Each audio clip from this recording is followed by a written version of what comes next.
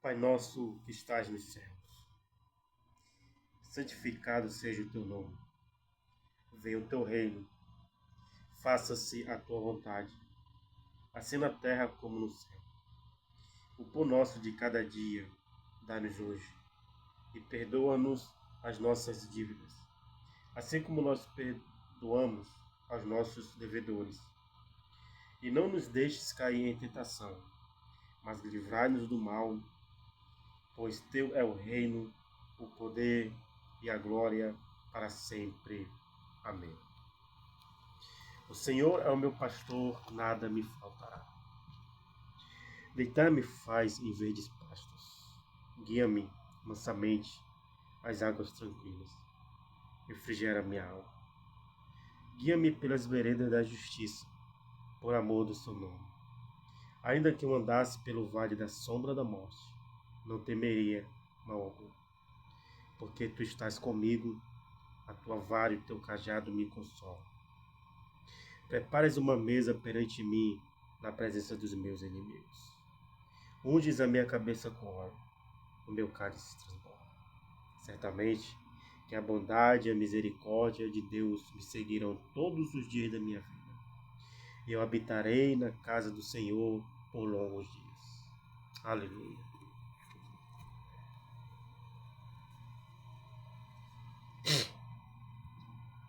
Graças te dou, ó Deus, pela tua palavra. Tua lei é perfeita e refrigera a alma. Teu testemunho é fiel e dá sabedoria aos simples. Teus preceitos são retos e alegram o coração. Teu mandamento é puro e ilumina os olhos, mas mais desejáveis são do que o ouro, sim, do que muito ouro fino, e mais doces do que o mel e o que goteja dos favos. Também por eles o teu servo é divertido, e em os guardar a grande recompensa. Escondi a tua palavra no meu coração para não pecar contra ti. Em teus preceitos medito e observo os teus caminhos. Deleitar-me-ei nos teus estatutos, não me esquecerei da tua palavra. Desvenda os meus olhos, para que eu veja as maravilhas da tua lei. Os teus testemunhos são meu prazer, os meus conselheiros. Ensina-me, ó Senhor, o caminho dos teus estatutos, e eu os guardarei até o fim. Deleitar-me-ei em teus mandamentos que eu amo. Antes de ser afligido, eu me extraviava, mas agora guardo a tua palavra para sempre, ó Senhor. A tua palavra está firmada nos céus. Ó, quanto amo a tua lei, ela é minha meditação o dia todo. Ó, quão doces são as tuas palavras ao meu paladar, mais doces do que o mel à minha boca. Lâmpada para meus pés é a tua palavra, e luz para o meu caminho. Maravilhosos são os teus testemunhos, por isso a minha alma os guarda. A tua palavra é fiel a toda a prova, por isso o teu servo a ama. Antecipo-me à alva da manhã e clamo. Aguardo com esperança as tuas palavras. Os meus olhos se antecipam às vigílias da noite, para que eu medite na tua palavra. Anelo por tua salvação, ó Senhor. A tua lei é o meu prazer. Que a minha alma viva, para que eu te louve, ajude-me as tuas ordenanças.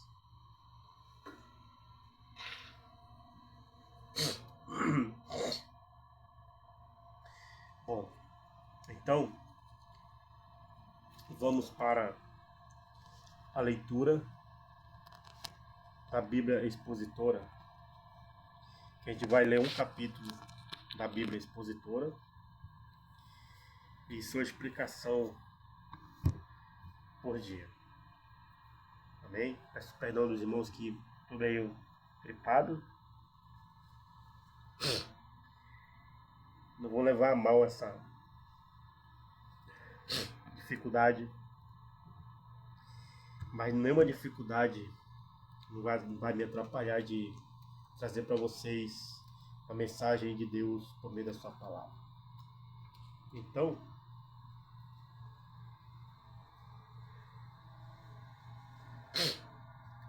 é assim.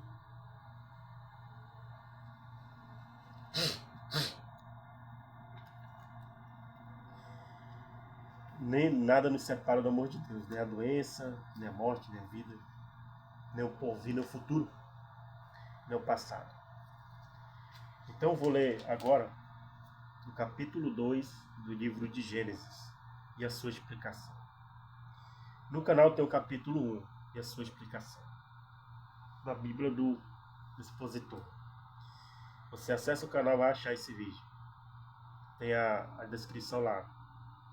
Gênesis capítulo 1, da Bíblia Expositora. Você vai ouvir e ler a explicação que ela trouxe para o capítulo 1. Então esse capítulo 2 do livro de Gênesis, a exposição e a explicação é referente ao dia 2 de janeiro, no ano da leitura anual de 2025. Amém? Então vamos lá. O capítulo 2, 400 anos, 4.004 anos antes de Cristo. Vai falar do sétimo dia. Amém? Vamos lá. E assim foram acabados os céus e a terra, e todo o seu ornamento. Proclamo o fato de que, quando se concluiu os céus e a terra, foi uma brilhante exposição. E acabando Deus, no sétimo dia, a sua obra que fizera, repousou no sétimo dia de toda a sua obra que tinha feito. Não significa que Deus estava cansado, porque ele não se cansa. Isaías, capítulo 40, verso 28. Somente significa que ele tinha concluído a obra e parou, ou seja, repousou. Se o nosso Deus ele repousa, você também tem que repousar. E abençoou Deus o sétimo dia e o santificou, porque nele repousou de toda a obra que ele tinha criado e feito. O dia de repouso, o sétimo dia, ou o sábado, o último dia da semana, dá-se a entender que Deus é um tipo de repouso da salvação que alguém encontra em Cristo. Por essa razão, era parte dos 10 mandamentos. Aleluia. Resumo.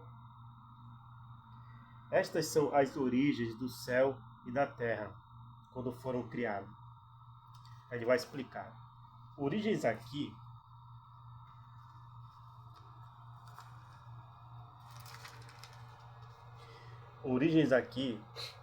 refere-se às divisões divinas. Refere-se à maneira como tudo foi criado, como destacado no capítulo 1, no dia em que o Senhor Deus fez a terra e os céus. Apresenta o novo nome de Deus, como Jeová Elohim. Este capítulo revela Cristo como Jeová Elohim, o Redentor do homem. O primeiro capítulo o revela como Elohim, o Criador do homem. E toda a planta do campo ainda não estava na terra, e toda a erva do campo que ainda não brotava. Menciona-se aqui o segundo dia da criação, que precedeu, obviamente, o terceiro dia, quando se desenvolveu a vida vegetal. Porque ainda o Senhor Deus não tinha feito chover sobre a terra. Parece que ele fez chover sobre a terra no terceiro dia, o que permitiu que na terra crescesse erva, a erva produzisse sementes e os frutíferos produzem segundo a sua espécie. Nem havia homem que lavrasse a terra. Tudo isto aconteceu antes que fosse criado o homem, o que demonstra que o homem não teve nada a ver com a criação, que a mesma proveio totalmente de Deus. Versículo 6. Mas subia da terra um vapor, que regava toda a face da terra. Trata-se do segundo dia da criação.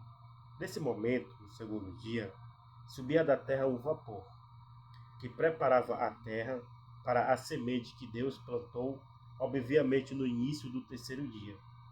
E chovendo no terceiro dia, logo ela produziu.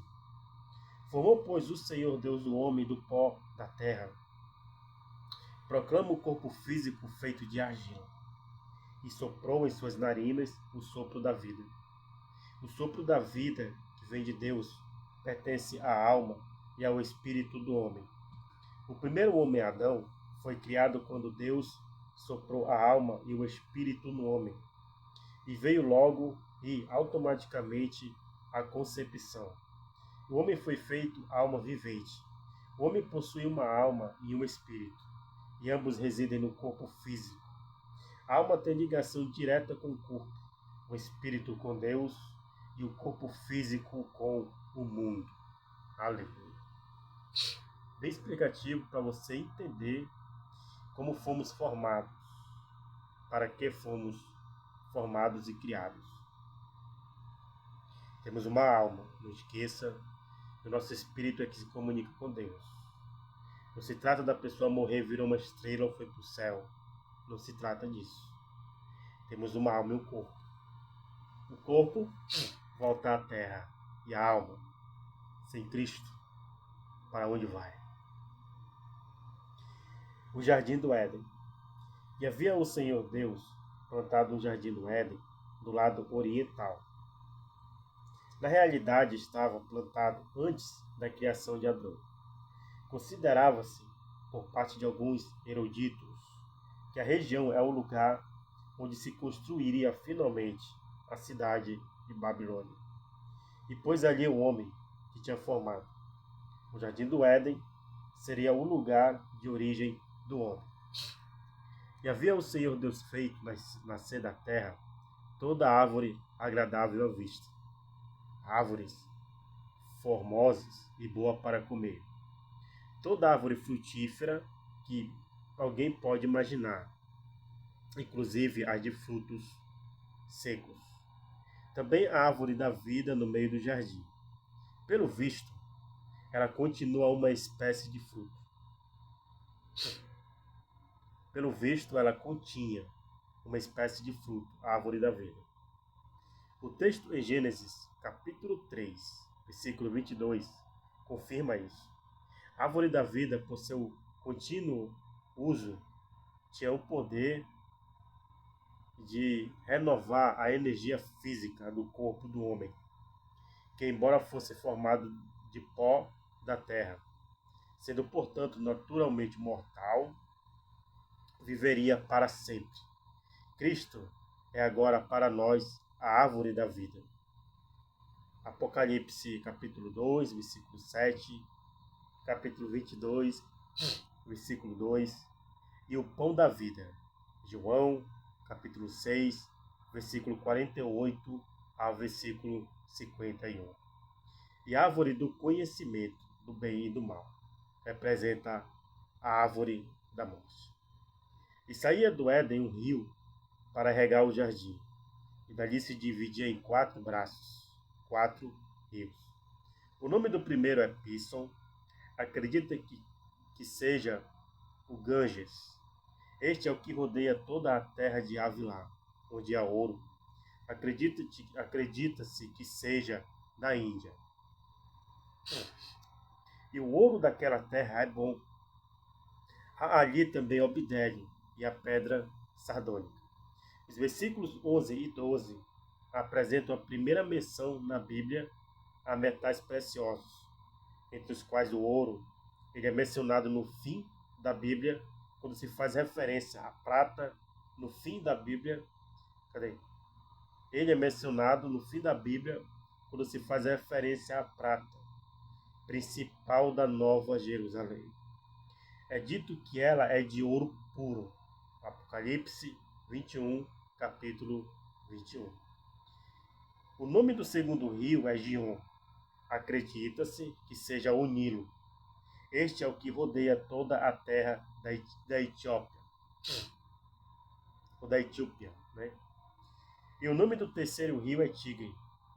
Este é o que vai adiante da Síria, e o quarto rio é o Eufrates. Esses rios, na atualidade, têm fontes afastadas. A explicação, sem dúvida, está no dilúvio, que modificou a topografia da terra.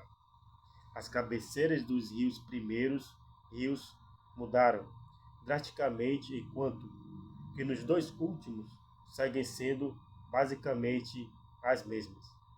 De fato, acredita-se que o Jardim do Éden poderá estar localizado, como já foi dito, na junção dos rios Tigre e Eufrates, que é a região da antiga Babilônia.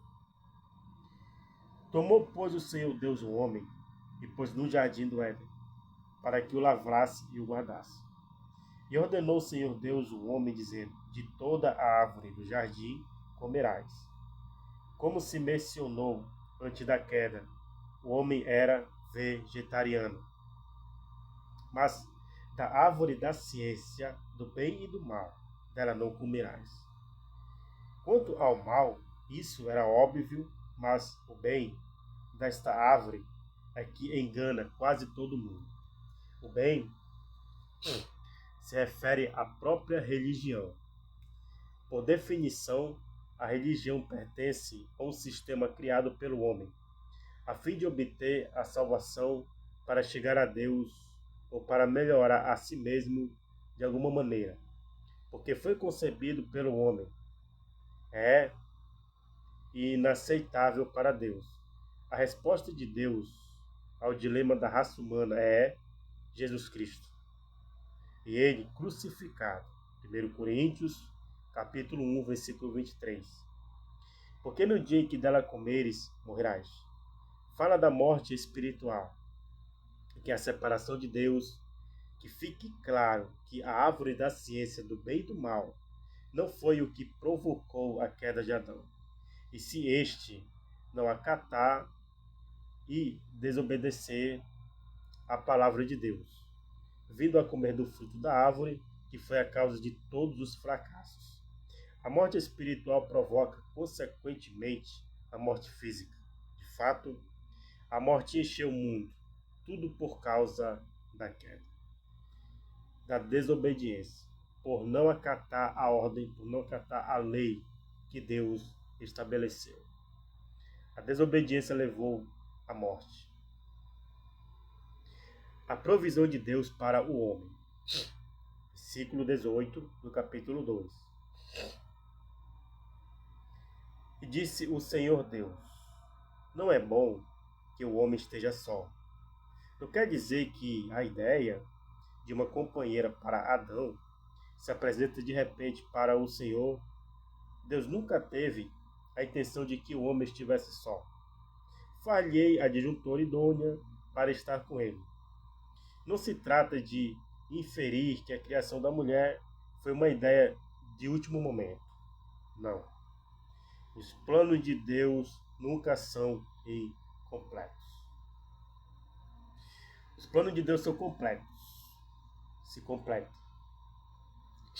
No tempo certo, na hora que ele determinar. Adão e o reino animal.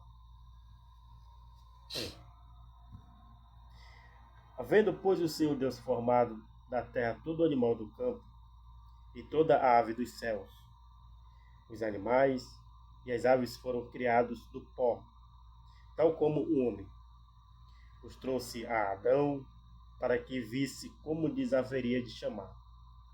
E o nome pelo que Adão chamou a todos os animais viventes, esse foi o seu nome. O nome que Adão deu a cada uma dessas criaturas está de acordo com as características desse animal ou ave. Estamos, portanto, referindo-nos aqui ao homem que tinha uma inteligência incrível para fazer tudo isto. Adão tinha que ter um inconfundível conhecimento de discurso, saber o significado de todas as palavras e ter a habilidade de unir as palavras às ideias. Por que não? Adão teve o melhor professor que o homem já teve, o Senhor Deus. Aleluia. E Adão pôs o nome em todo o gado, e as aves dos céus, e em todo o animal do campo, mas para ele mesmo não se achou ajudadora que fosse idônea. Inteiramo-nos de que a criação animal era de muito maior magnitude e inteligência que na atualidade.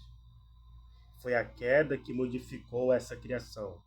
Romanos, capítulo 8, versículo 19 a 23. Você pega todas essas referências que estão dando aqui e leia junto com a explicação, porque elas vão se completar à luz da criação e você vai compreender, tá bom? Então vamos para a criação da mulher no versículo 21 do capítulo 2. Então o Senhor Deus fez cair um sono profundo sobre Adão. Este ficou adormecido. Registra a primeira anestesia. E então tomou-lhe uma de suas costelas. A palavra costela aqui realmente significa flanco. E fechou a carne em seu lugar. A mulher não veio exatamente de uma costela, mas sim de um lado do homem. E da costela, lado que o Senhor Deus tirou do homem, fez uma mulher. No hebraico é dito: ele criou a mulher. Tem uma palavra aqui, acho que é hebraica, orton. Estou lendo assim na linguagem portuguesa, tá? Orton. Diz: quando Deus criou o homem, utilizou a palavra formou, que é a mesma palavra usada para um oleiro que molda uma jarra de argila. Mas a palavra fez aqui aparece indicar que Deus prestou mais atenção à criação da mulher e a trouxe para o homem. Oferece uma apresentação formal com Deus, em essência, realizando a primeira boda. Ele instituiu os laços da aliança matrimonial, que é na realidade chamada aliança de Deus. Provérbios, capítulo 2, verso 17. O que indica que Deus é o autor dessa instituição sagrada. Esse é o modelo do matrimônio e foi instituído por Deus. Qualquer outro modelo, tal como o suposto matrimônio homossexual, vou ler de novo. O que indica que Deus é o autor desta instituição sagrada? Qual? O casamento, a união de homem e mulher. Esse é o modelo do matrimônio e foi instituído por Deus. Qualquer outro modelo, tal como o suposto matrimônio homossexual, constitui-se em algo mais que uma abominação nos olhos de Deus. Romanos, capítulo 1, versículo 24 a 28. O livro de Romanos, ele começa logo pauleiro. Você que está aí lendo comigo, acompanhando a explicação. Se você não tem uma Bíblia aqui explicativa, você vai ter a chance de ouvir este vídeo e voltar e ler, ouvir pausadamente. Se quiser anotar também o que eu li, vai dar, com toda a paciência, com toda a certeza. Mas aqui no livro de Romanos, uma das cartas de Paulo a Romanos, capítulo 1, leia ele todinho. Porque do que o Espírito Santo fala por meio de Paulo é referente a esta geração, que pratica muito homossexualismo. E ainda incentiva a que as tais a fazem. Prosseguindo. A primeira união matrimonial. Versículo 23 do capítulo 2 de Gênesis. E disse Adão: esta é agora osso dos meus ossos e carne da minha carne. Quer dizer, ela é o complemento do homem, não só no sentimento e sentido, sua carne, mas também em suas qualidades unânimes. Esta será chamada varoa, por quanto do varão foi tomado. Deus não criou a mulher dos pés do homem para ser tida como um ser inferior, nem da cabeça para ser colocada em um pedestal, como alguém superior, mas sim de seu lado, perto de seu coração, como uma igual. Portanto, deixará o homem seu pai e a sua mãe, e apegar-se-á à sua mulher. Considera-se esta passagem uma declaração inspirada da lei do matrimônio, e serão ambos uma só carne. Aponta a uma unidade de pessoas e não somente para um conjunto de corpos, uma comunidade de interesses ou reciprocidade de afetos. O estado de inocência, versículo 25 do capítulo 2 do livro de Gênesis. E ambos estavam nus. Refere-se à ausência de roupa, ao menos tal como entendemos. Eles estavam na realidade, envoltos em uma luz etérea e transfigurável. Adão e a sua mulher, e não se envergonhavam. Não estavam envergonhados, porque não havia nada do que se envergonhar. Aleluia. Glória a Deus. Em 2 Timóteo, capítulo 2, versículo 15, o Espírito Santo me traz à memória essa passagem. Procura apresentar-te a Deus aprovado, como um obreiro que não tem de que se envergonhar e que maneje bem a palavra da verdade. Interessante que se encaixa com esta explicação. Não estavam envergonhados, porque não tinha nada do que se envergonhar. Procura apresentar-te a Deus como obreiro que não tem de que se envergonhar, que não tem nada do que se envergonhar, que maneje bem a palavra. Ou seja, o sangue de Cristo, a presença do Espírito Santo na sua vida, ele te purifica de toda maldade. Ele purifica o seu coração. Então você não tem nada do que se envergonhar. Nu, diante de Deus você não está. Você está revestido com o Espírito Santo, ou seja, a inocência do que Adão e Eva tinham no princípio. Através do sangue de Cristo, nos traz de volta essa inocência. A inocência de que nós não vamos se envergonhar de nada se estivermos na presença de Deus, aprender a sua palavra, nos revestindo, sendo revestidos pelo Espírito Santo. Amém? Então esta é a explicação do capítulo 2, do dia 2 de janeiro. Vamos orar agora para finalizar esta leitura. Pai eterno, Pai da eternidade, Príncipe da paz, Conselheiro, Deus forte, enche, Deus, nossa mente da Tua palavra.